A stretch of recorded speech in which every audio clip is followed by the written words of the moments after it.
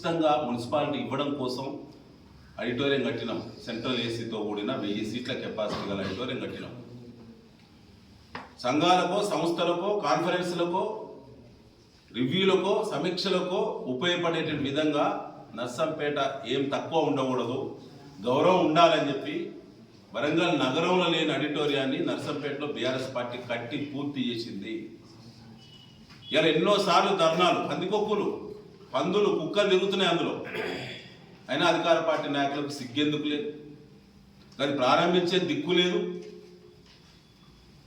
కానీ irrigation department భూములు, ప్రభుత్వ స్థలాలు కూడా కబ్జాలు చేసుకుని దొంగ రిజిస్ట్రేషన్ జరుగుతున్నాయి నర్సంపేటలో.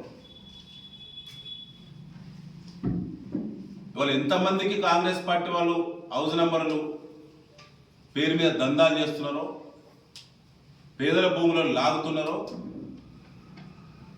ఏ రకమైన దందాలు, అరాచకాలు నర్సంపేటలో జరుగుతున్నాయో అవన్నీ కూడా ప్రజల ముందు పెడతాం. నర్సంపేట మున్సిపాలిటీ పరిధిలో